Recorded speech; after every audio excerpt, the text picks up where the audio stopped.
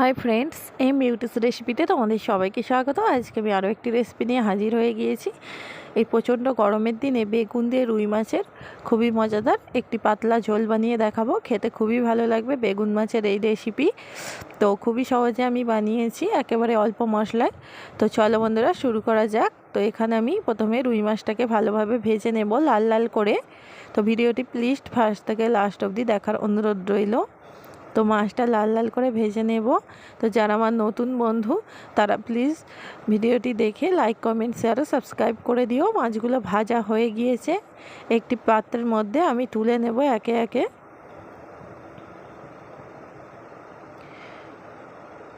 সবগুলো মাছ আমি তুলে নিয়েছি। তো এখানে আরও একটু তেল অ্যাড করে নিয়েছি।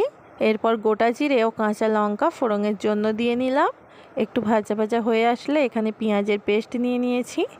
তো এখানে দুটো পেঁয়াজ পেস্ট করে নিয়েছি। পেঁয়াজের পেস্টটা দেওয়ার পর ভালোভাবে একটু ভাজা ভাজা করে নেব।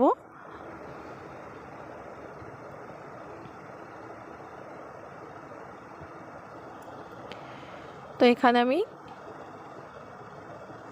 এই রসুনের পেস্ট দিয়ে নিলাম, হাফ চামচের একটু বেশি, মানে 1 চামচ পরিমাণ। তো রসুনের পেস্টটা দেওয়ার পর পেঁয়াজ ও রসুন ভালোভাবে ভেজে নেব লাল লাল করে। এরপর অল্প একটু জল অ্যাড করে নেব। টমেটো কুচি দিয়ে নিলাম, দুটো বড় সাইজের। তো টমেটো কুচি দেওয়ার পর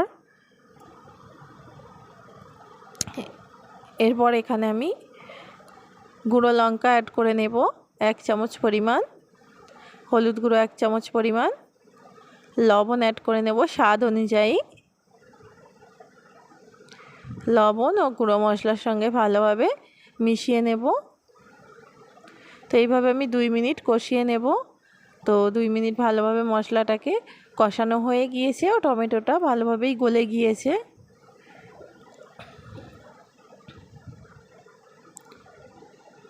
মশলা থেকে তেল ছাড়তে শুরু করেছে। তো এই পর্যায়ে এখানে আলুগুলো অ্যাড করে নিতে হবে। আলুটা একটু নাড়াচাড়া করে নেব।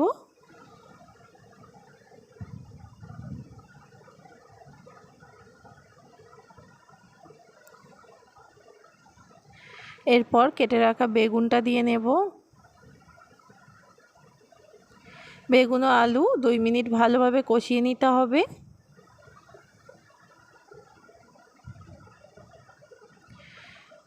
কষানো হয়ে আসলে এখানে ধনিয়া গুঁড়ো ও জিরা গুঁড়ো অ্যাড করে নেব 2 চামচ পরিমাণ।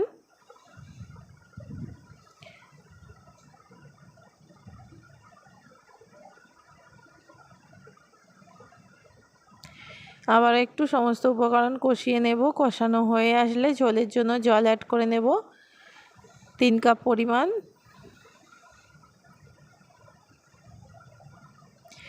জলটা দেওয়ার পর ঢাকা দিয়ে কুক হতে দেব 7 থেকে 8 মিনিটের জন্য। তো 8 মিনিট পর ফিরে আসব।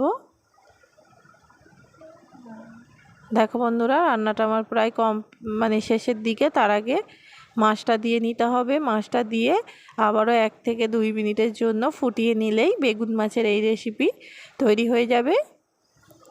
তো আবারও ঢাকা দিয়ে 2 মিনিটের জন্য আমি ফুটিয়ে নেব ভালোভাবে মাছটা দেওয়ার পর। তো 2 মিনিট পর ঢাকা খুলে দেখে নিলাম। দেখো বন্ধুরা, ওভেনটা অফ করে ঠান্ডা হতে দেব। তো যদি আমার রেসিপিটি ভালো লেগে থাকে আমার চ্যানেলটি লাইক, কমেন্ট, শেয়ার ও সাবস্ক্রাইব করে দিও। এইভাবে তোমরাও বানিয়ে ফেলতে পারো বেগুন মাছের খুবই মজাদার একটি রেসিপি।